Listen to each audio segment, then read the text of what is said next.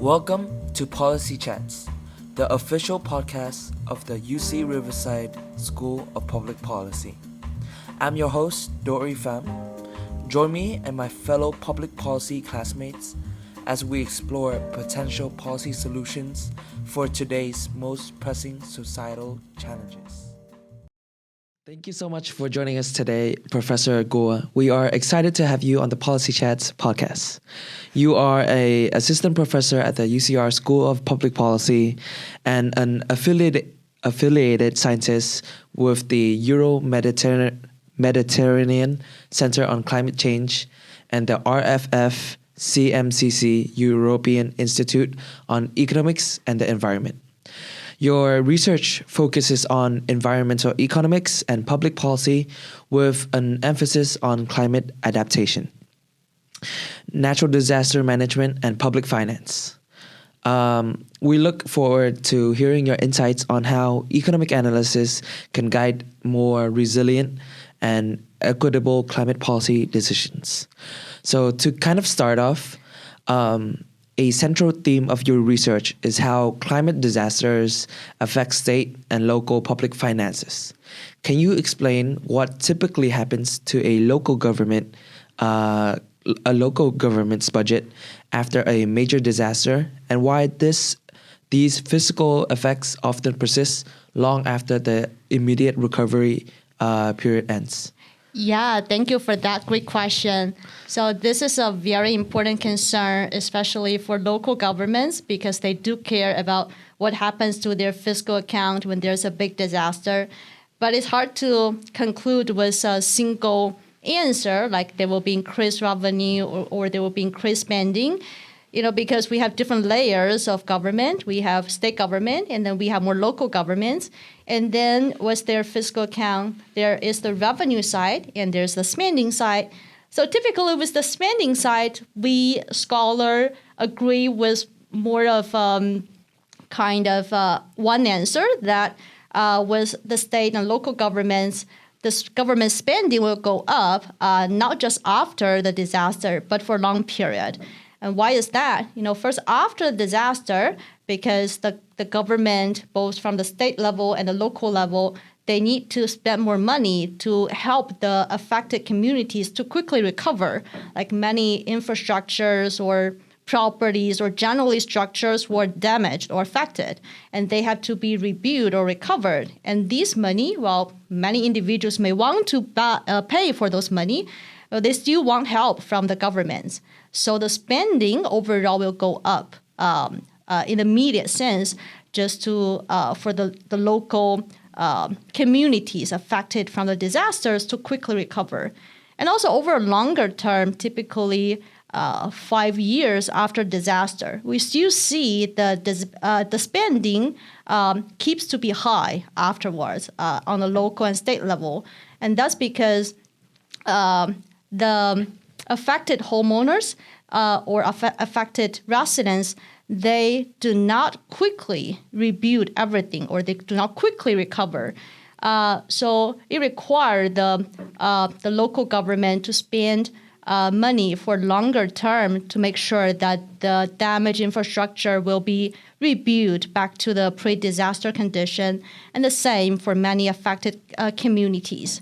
So that's why we saw that in many cases, like many states, many different kind of disasters, there is an elevated level of spending, kind of not just immediately after disaster, but over a long term. But if we're talking about the revenue side, that's more complicated, and probably we can continue with further question on that. Yeah. Well, thank you so much for your answer.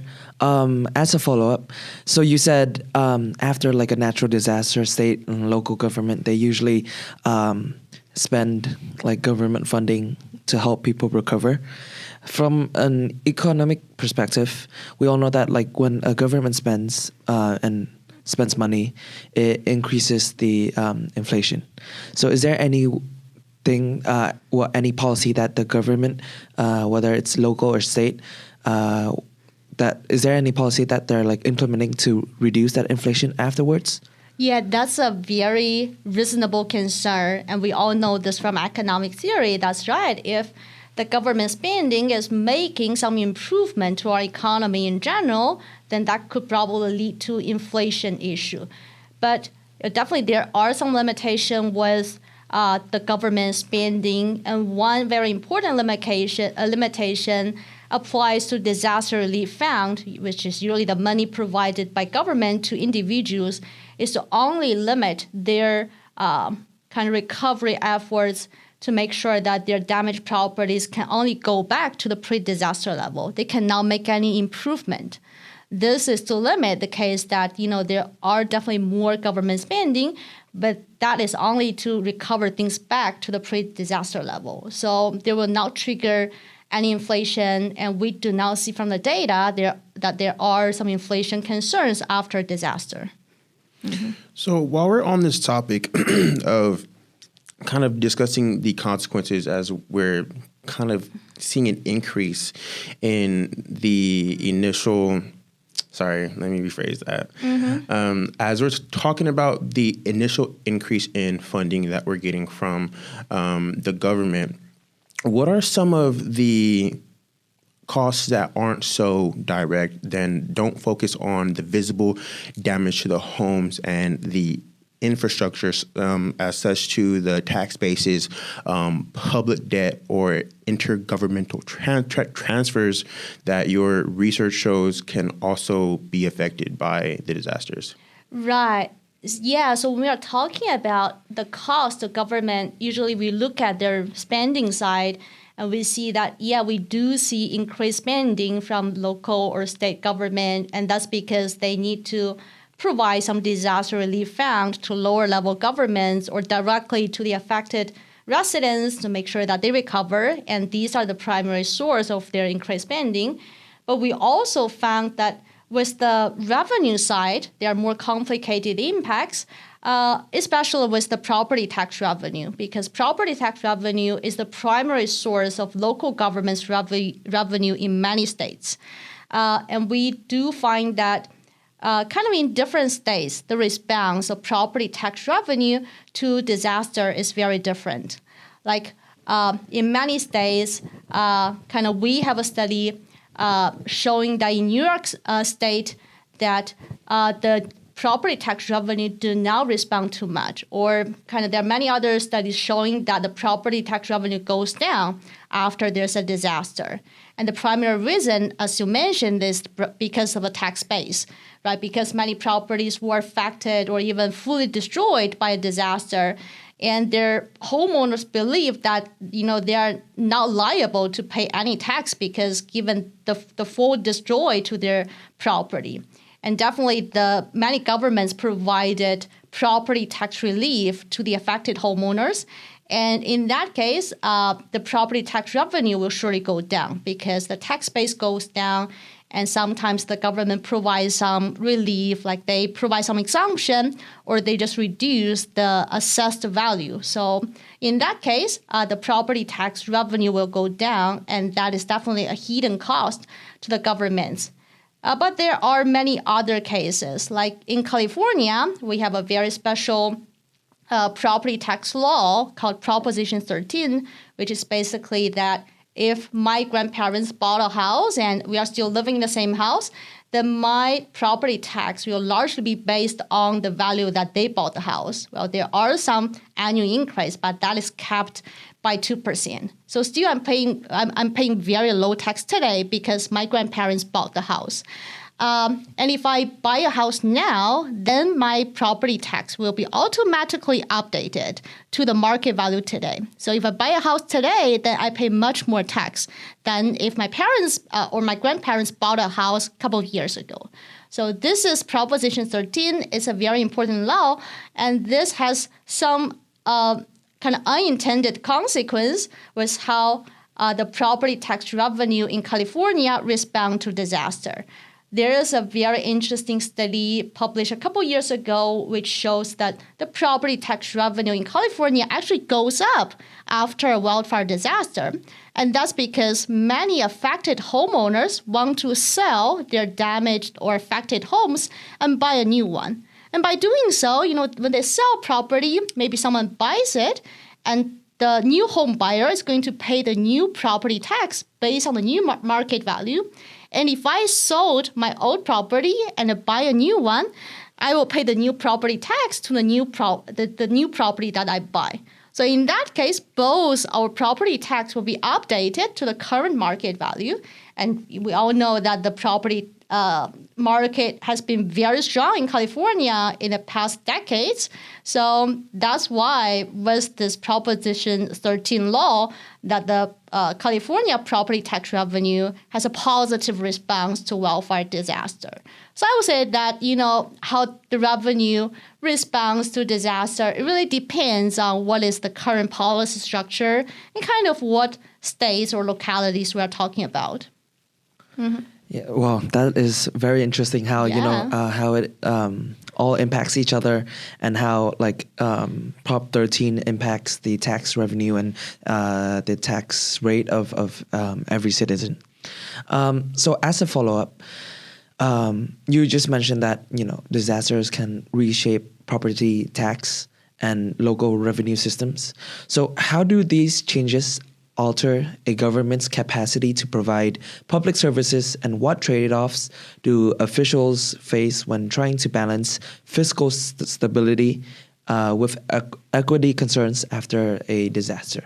One thing that comes to my mind now is about kind of how the disaster relief fund is currently provided. Like if we're talking about a federal declared disaster, which are typically very big disaster, that is declared by the president, and then the states or the affected localities can get some disaster relief fund from FEMA, which is the federal agency on emergency management. So in that case, many of the disaster relief fund is based on reimbursement, kind of is require the locality to first rebuild everything back to the pre-disaster level, and then they can ask for reimbursement from FEMA to cover all the expenses. So these definitely have some consequences and can have some fiscal distortion in the sense that the local governments may want to prioritize the recovery, and especially to build everything as is, like they do not consider about any kind of resilience infrastructure investment. They do not consider, for instance, the damaged homes tend to be in more high-risk areas. That's why, those homes get destroyed by a disaster. But they do not want to move this home to some low-risk area, but instead they want to just rebuild everything in their original condition. So still rebuild all the homes in those high-risk areas. So this will definitely distort their fiscal, kind of long-term fiscal implications in the sense that they do not consider so much about future climate adaptation or future resilience to future disasters. I'm not sure if this is a good answer, but this is what I can think now. Of course. Thank you so much for that great answer. Yeah. As a follow-up, you mentioned resilience for future disasters. What do you mean by resilience?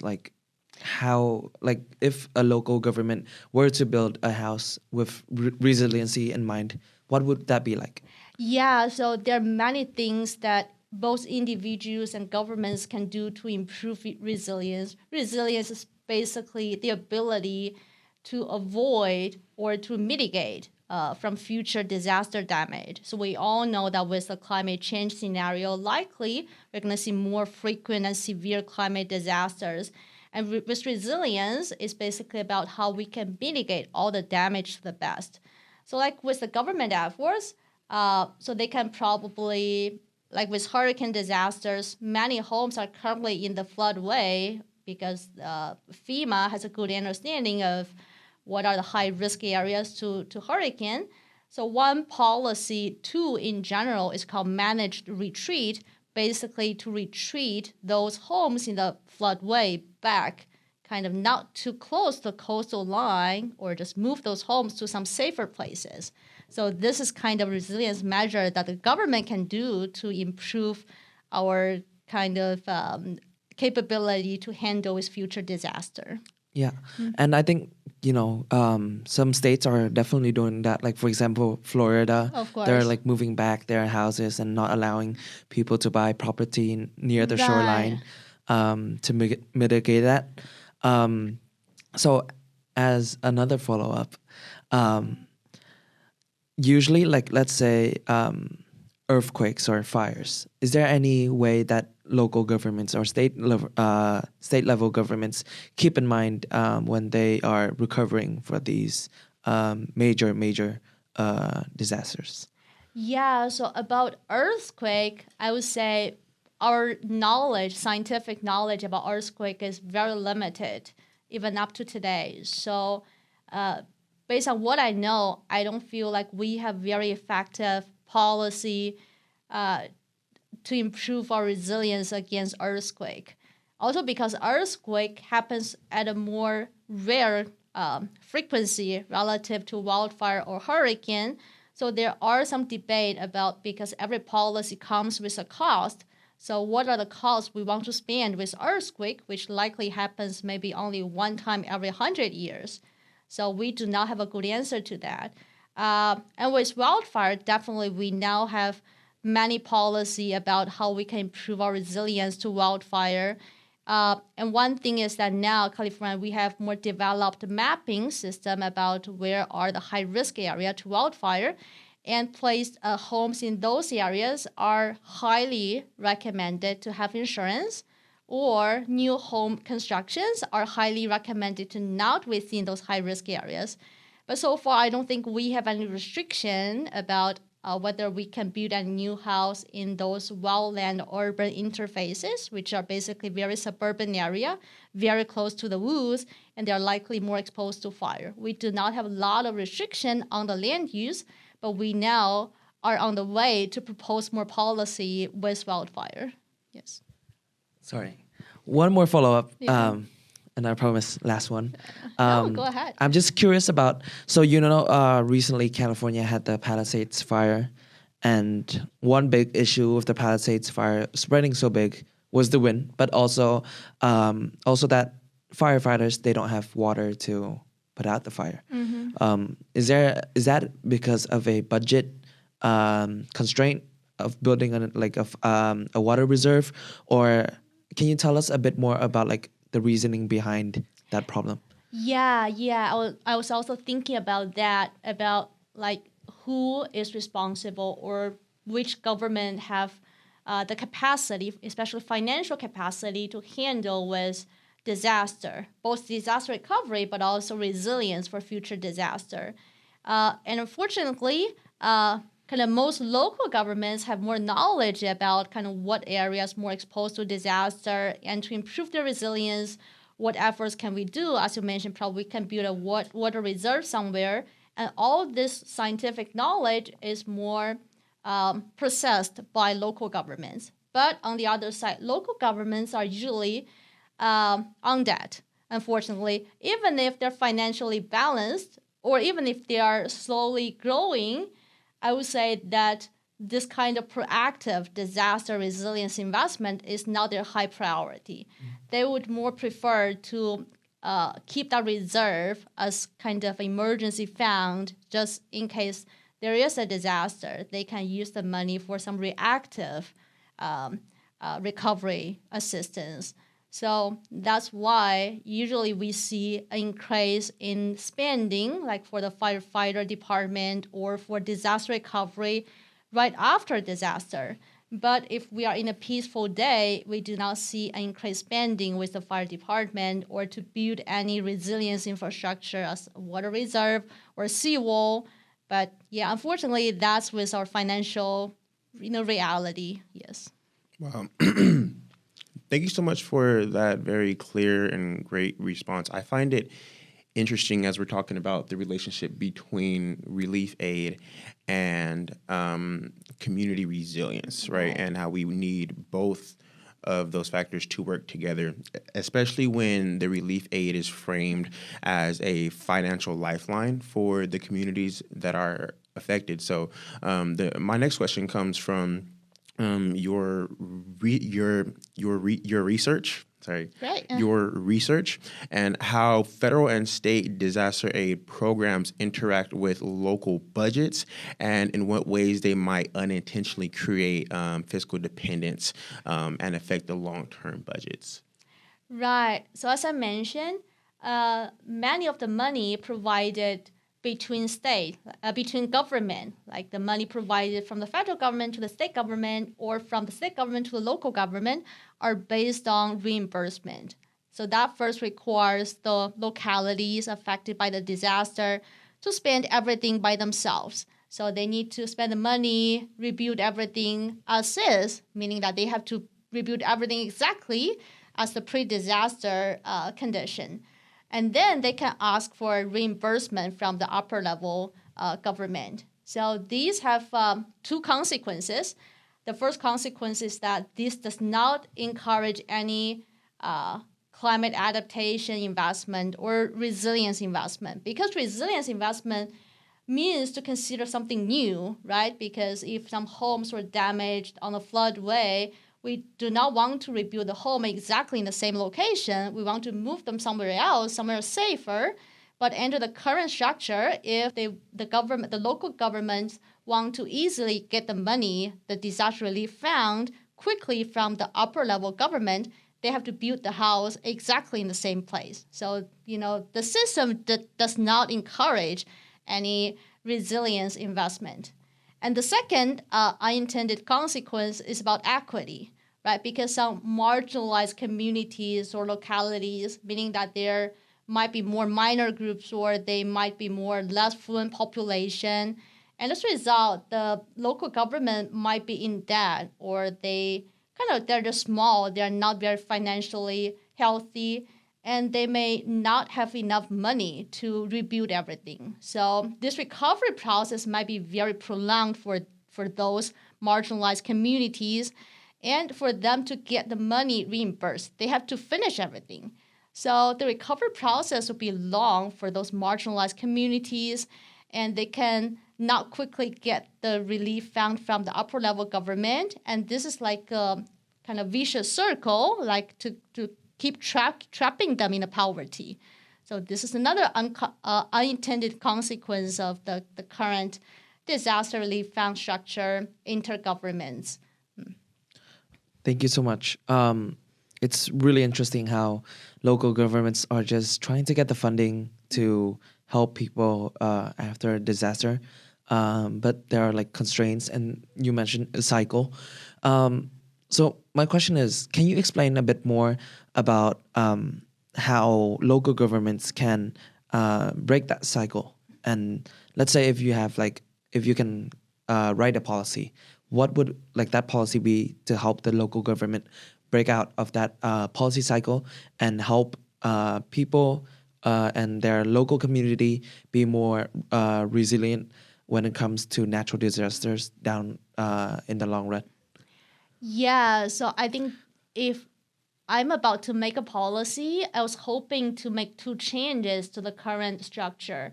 The first is just to put more attention on the more marginalized community which are exposed to disaster, just to make sure that if there's a disaster relief fund from the state government, a specific proportion of that fund is dedicated to the communities in need, in special financial need, or kind of just marginalized or was many minor groups.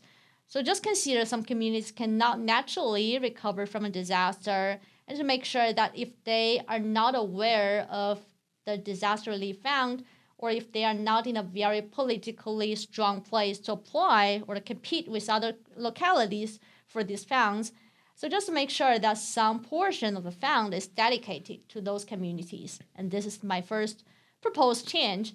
And the second change is about about this reimbursement system. So kind of whether localities, they can get the money before everything was finished or afterwards. So I would like to, because now with many individual applied funding, because FEMA also provides some disaster relief funds to individual, and this is based on application. So if I believe that my house was severely damaged, I can write the application. Definitely, there will be some inspection process to verify my damage, but I can, if everything was completed, I can get the money before I finish all the recovery efforts. So I hope that similar structure could be taken with kind of this intergovernmental transfer to make sure that the communities in great need can also get the relief fund before they started or finished all the recovery reconstruction. And another thing I want to mention is that I would like to see the state government take more efforts in inspecting and verifying all the damage. Make sure that many marginalized communities may even lack the right administrative or financial resources to write an application. So if the state government can provide some on-site inspector to make sure that the damage on the communities are verified and detected, inspected, and then the money can automatically go to the fiscal account to those marginalized communities, that would be a fantastic policy solution. Yeah, thank you. As a follow-up, so you mentioned an inspector to be down there at the site and verify the damage. Is there a standardized way where inspectors can see the damage? Because house values they're like different. Every house is different. Every materials is different. And a house might be built like in 2025 and a house might be built in the 1990s. Is there like a standardized way of, supporting that? Yeah, this is a great question. And so far, because I did some interview with some local assessor and local inspector, especially following big disaster, like a presidential declared disaster. And their staffing resources are also limited. So yeah, we had a discussion with the staff after Hurricane Sandy, which is a very big hurricane disaster in 2012. And the way that the local inspector did all their work is basically they inspected on the neighborhood level or community level. So they identify some neighborhood or community that were severely suffered from the disaster. And for each individual property, they only consider the property that were severely damaged. Basically, the outside structure can be visibly seen as damaged. And in that case, usually if we want to put some number that corresponds to like more than 50% of the job in their market value, like there used to be maybe 300K, but now after disaster it's only 150K because there's apparently some damage that can be seen from outside. So I would say that, kind of now our government is definitely trying to do something good, but they're also limited with their finance, with their staffing resources. Yeah, I really like the idea of having funds specifically for marginalized communities, especially as we see the population differences kind of affect the way they're supported in those relief efforts. So as we're on the topic of managing post-disaster fiscal stress, we also have to keep in mind that local governments are increasingly expected to invest in climate adaptation, while we have all of these different factors moving and working together. How realistic is it to expect cities and counties to fund long-term resilience measures under these conditions? And what does this imply for the future of public budgeting? Yeah, that's a great scenario, very ideal scenario. But I would say that at least up to now, it is not very realistic to hope that local government, like city or county governments, are going to take the responsibility and do the climate adaptation investment. Because as I mentioned, many of them are running in debt or they're not growing very quickly. And if they can make some reserve, they will, if they can make some net benefit standing, they will rather keep the reserve just in case for some emergency. So they would not try to invest those money for some more long-term climate adaptation investment. This also have a policy. This also have a political reason, in the sense that many officers will be in the office only for a short period, a couple of years, but many climate adaptation investment will take in effect or appear to take in effect in a much longer term. So that's not a very politically favorable use for local politicians to spend their revenue on climate adaptation. So I would say, unfortunately, it's not realistic to hope that the local governments will make climate adaptation investments. And that being said, we should put more hope and also require more of the state and the federal government to do all the good efforts, because, they're more financially relaxed, not as restricted as local governments. They have more ways to create or get revenue. And also they, like state governments, can get some funding from the federal government for climate adaptation investment. So I would say that up to now, it's more realistic to give the responsibility to the state rather than the localities. Yeah, thank you. So you mentioned, the responsibilities should shift over from the local government to the state and federal government. And so in economics, we can't get money out of thin air. So that I'm just curious about, like, where do federal and state government gets the money from? Where do they allocate these funds to help climate change? Well, not climate change, but like climate, like disasters and sustainability. Right. So, overall, it's kind of a not very politically favorable discussion here, because, basically now we are asking more spending, and they do not come from nowhere, and there needs to be like more tax or from some other source.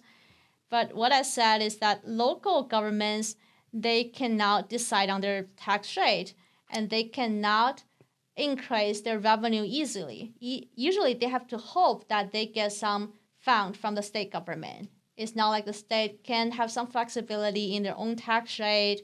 And so the state can have some ways to improve to increase their revenue for investment, not only for climate adaptation, but also for other sources. But it's not politically favorable to talk about tax. And but if we're talking about federal government, they have big revenue from tax, and their consideration is more about how to allocate the revenue. So I would say that more of a realistic way is to consider allocating more money to climate adaptation investment, or in general about climate efforts, rather than some other kind of sources spending that we currently put a lot of money in. So that's just my consideration, but I would say that it's not very favorable either to the political side or the general public to talk about like how the government can collect more money, because that means tax.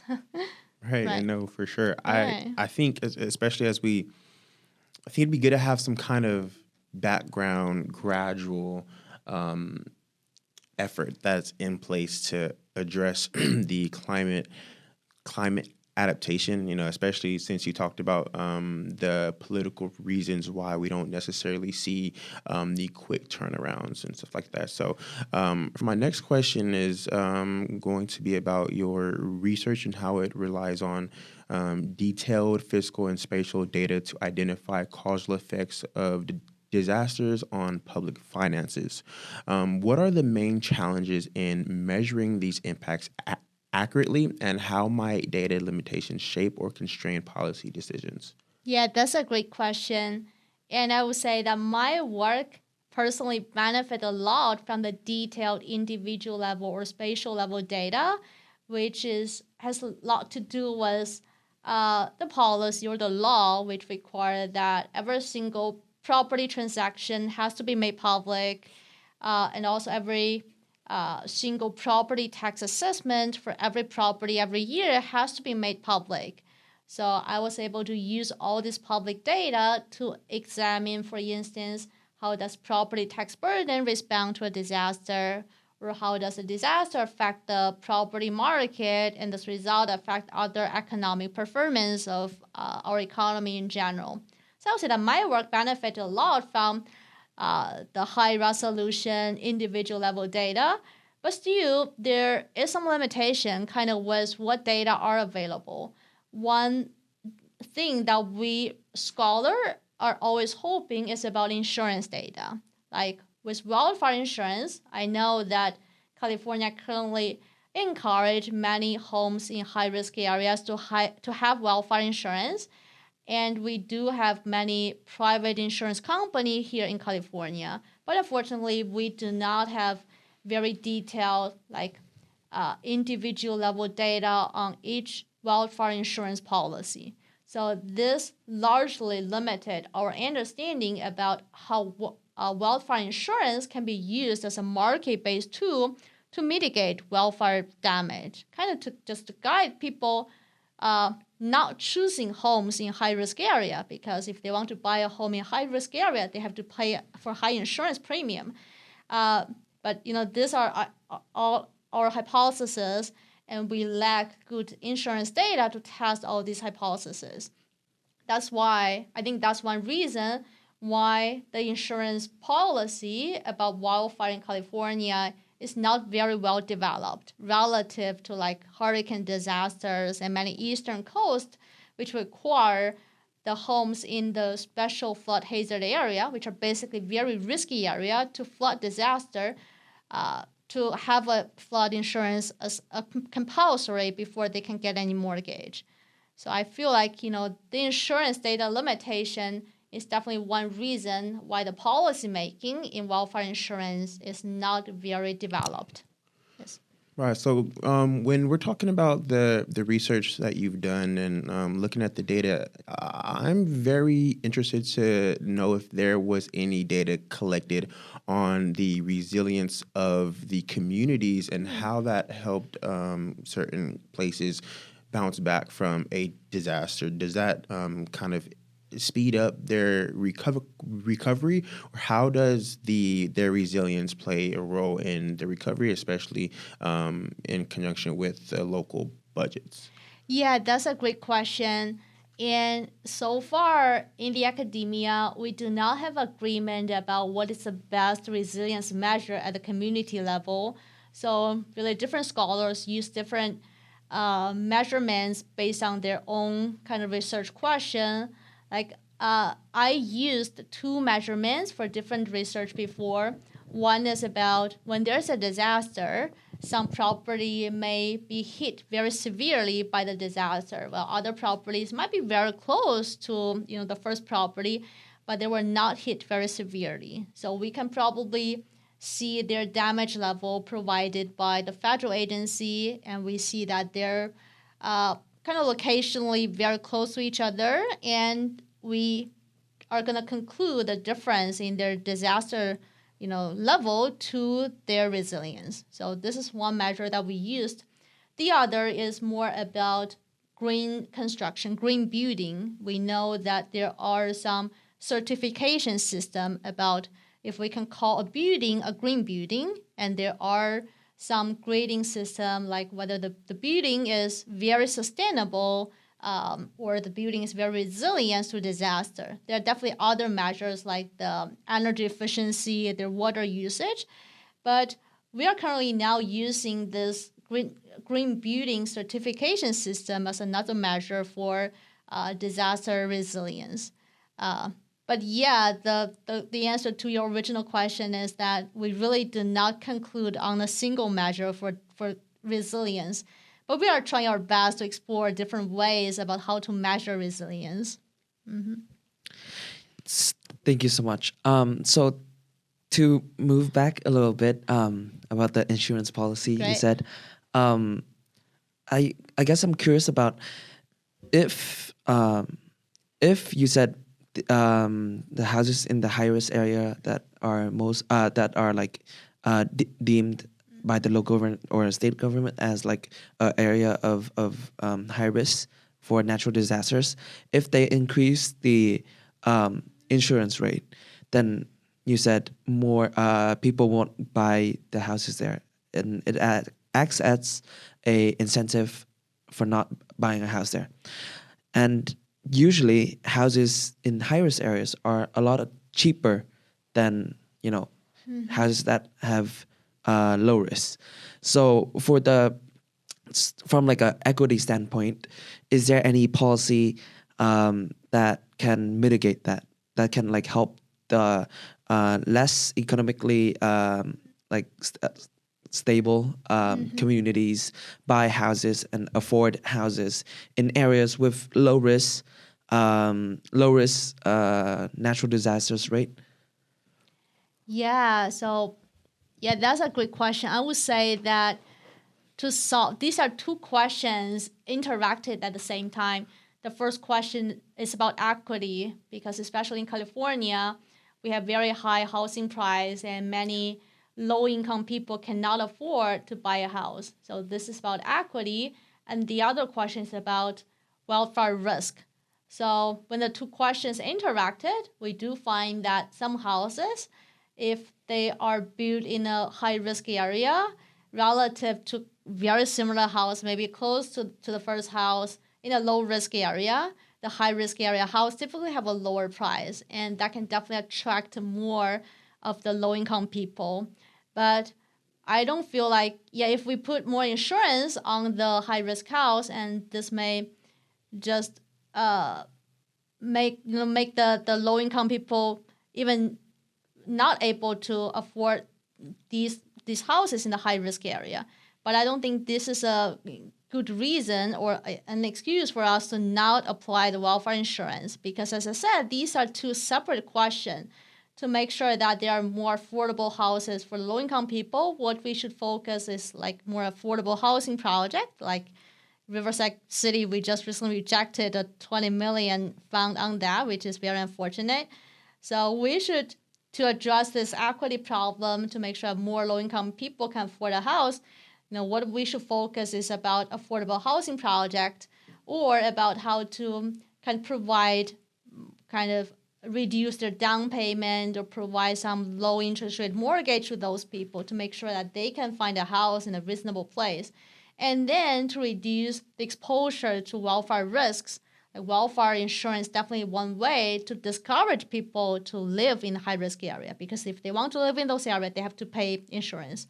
And this will also encourage future construction work to not happen in those high-risk areas, because if they build a new house there, then these new houses are unlikely to be set at a high price or attract some wealthy buyer, because people there are exposed to risks and they have to pay insurance.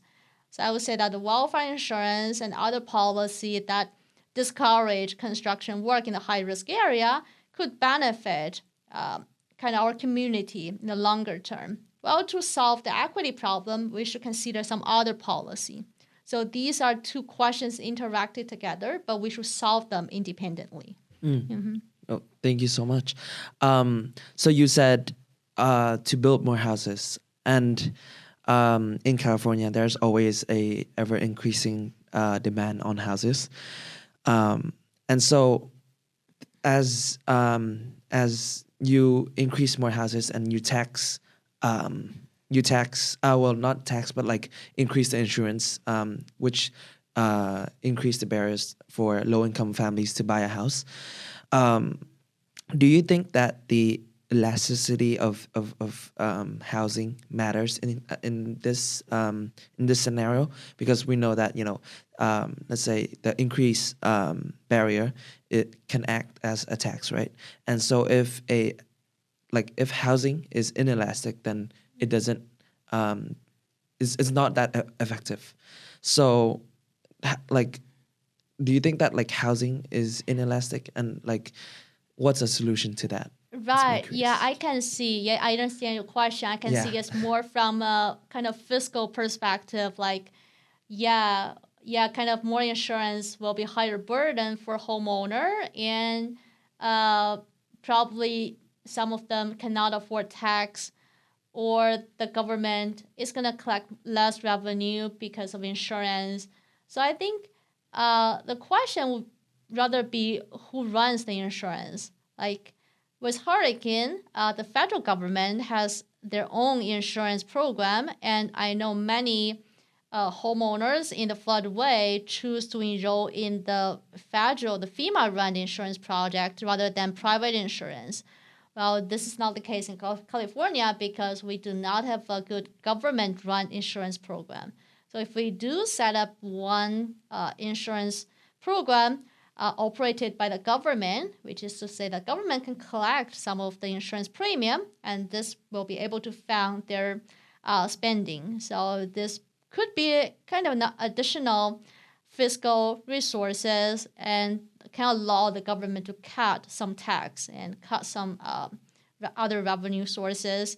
And this will be kind of a benefit, especially for low-income people who cannot afford a house. So this is one step, one perspective. Another perspective is about, well, the insurance about to protect the damage when there's a bad disaster. So when there's a bad disaster, if the insurance company can pay something for the damaged houses that have insurance, this is to say the government do not need to pay that much. So if there's a good insurance coverage, no matter if the insurance is run by government or by the private insurance company, well, if there's good insurance coverage, this is to say that the government do not need to pay that much when there's a bad disaster.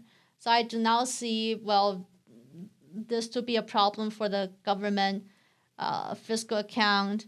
Well, probably over the very short term, but if there really bad things happens, which likely to be more frequent in the future, then the insurance can protect not only the affected homeowners, but also the fiscal government in the state or local government's fiscal account in general as well. So are you saying it is the best if the government act as a monopoly and takes over the insurance, not region, but like insurance market to ensure low prices? Yeah, I'm not saying the government should work as a monopoly, but at least I think that government can participate in this market. Well, the one advantage with the government is that government usually have better reputation relative to the private insurance company, and especially with the case that before the Los Angeles wildfire in 2025, many private insurance companies step out of the market. They cancel the insurance policy just because they have more information. They know that with such a dry, windy season in Southern California, something bad is definitely going to happen in the near future. So they cancel the policy before the fire ever hit those homes, which is very sad. But unfortunately, the insurance company, they can do so. But the governments, well, I don't know if they can do it or not, but if they ever try to do it, they will lose their reputation. So I believe that none of the governments would try to do it. So that's another reason.